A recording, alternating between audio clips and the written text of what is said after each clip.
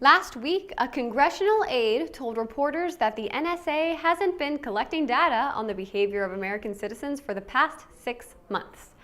According to the aide, the NSA ended the program because they were losing too much money paying for psychiatric evaluations of the employees in charge of reading our text messages and Google searches.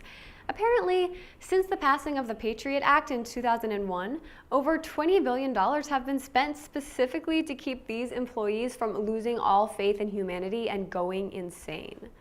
The aide went on to say, "At the end of the day, the online behavior of citizens is so disturbing that even our artificial intelligence systems were crashing due to existential crisis. We had to shut down the program to protect ourselves." There is no word on the state of the NSA domestic oversight at this time, but honestly, it sounds like they maybe need a little bit more time off. More on this and other cybersecurity news right now on the Daily SOC. And 5, 4, 3. New reports indicate that the Chinese government is posting propaganda on social media to influence Americans on global issues. According to the report, Chinese state-run media outlets posted 40,000 English-language tweets in a 4-month span. These tweets cover an array of subjects, including the current trade war between China and the US. Well, I'll be. First Russia, and now China. Aren't we just the belle of the ball? In a recent poll by C-SPAN, Americans were asked what they would like to see President Trump do about foreign interference in our democracy.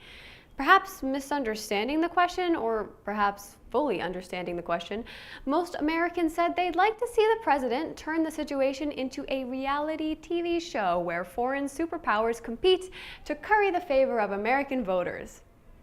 Honestly, I'd watch it.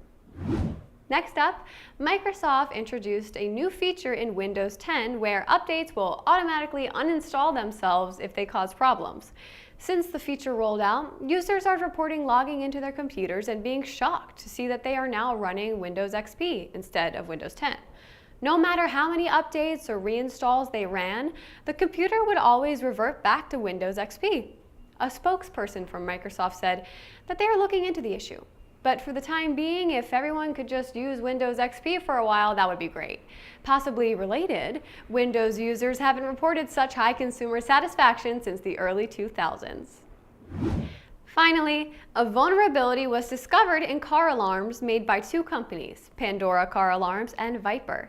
It allows hackers to assume full control over the vehicle's motor functions, and in some cases, hackers have also been able to track the vehicle in real time and access the in-cabin microphone. This vulnerability gives hackers the best of both worlds. If they want to make a statement, they can instantly crash your car. But if they prefer a more laid-back hacker experience, they can stalk you as they listen to your favorite playlist. The vulnerability is estimated to affect 3 million cars, and while vendors have noted that it was patched, no researchers have verified this claim yet. Any individuals nervous about the safety of their vehicles are advised to walk. Recently, while doing research on security vendors, we found this really obscure analysis company who makes a chart they call a magic quadrant to discern who the best companies are. We aren't sure exactly how to pronounce their name, but I think they're called gardeners. Either way, we found their chart to be so useful and not in any way a waste of money that we decided to make our own.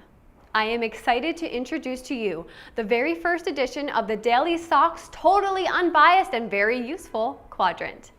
As you can see here, and most importantly, Tag Cyber is all the way up in the top right corner, along with all of their sponsors. Good work, guys. Weirdly enough, we did some research on Gardier or whatever they're called, and they are actually all the way in the bottom left of our quadrant, along with our haters. Anyway, I hope you enjoyed this graphic and look forward to it being updated each week. Signing off, I am Laura Finelli, and this has been the Daily SOC.